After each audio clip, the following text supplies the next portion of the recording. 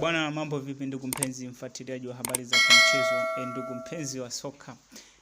Tupo hapa kwa ajili ya kukujuza mengi ya kimichezo ambayo yametokea na mengi ambayo yametufikia. Bwana, kama hauja subscribe ni kusii usubscribe ili kusudi usipitwe na mengi ya kimichezo. Baada ya mechi za kufuzu kwenda hatua ya nusu finali kuchezwa zote jana, matokeo ambayo yameonekana ni kama yanavyoonekana hapo.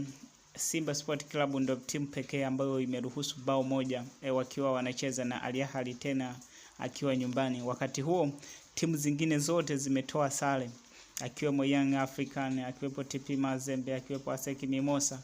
Zote ni timu ambazo zimetoka sare kwa 0-0. Haijalishi kwamba timu zilikuwa nyumbani au timu zilikuwa ugenini.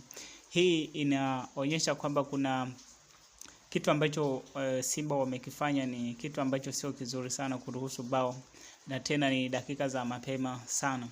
Msemaji wa klabu ya Wekundu wa Msimbazi Ahmed Ally amethibitisha kwamba sisi ndio timu ambayo tunaonekana kuwa kama wanyonge kwenye hatua kama hii, lakini tutaishangaza dunia ambapo tutaenda kule Cairo, Misri kwa ajili ya kucheza mchezo wa marudiano.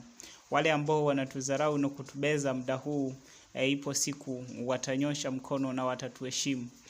Tunajua watani wa jadi ndio watu ambao saizi wanazungumza sana kwamba sisi tutaishia robo, na baadhi ya mashabiki ambao hawana imani na timu yetu kwamba mwisho wetu ndo hapa tumeshazoea. Lakini hiyo imani sisi kama wana Simba hatuna. Kitu ambacho tunakiwaza saizi kichwani ni kwenda kupambana na kubadilisha matokeo ambayo yamejitokeza. Najua matokeo yametokea kwa sababu ya kiangalia, sio kama kwamba labda tumechezewa sana mpira, ni sababu ndogo ndogo tu za kiufundi ambazo zimejitokeza. Hayo ni maneno ya msemaji wa klabu ya Wekundu wa Msimbazi Ahmed Ally. Usisahau kusubscribe ili kusudi upate mengi zaidi.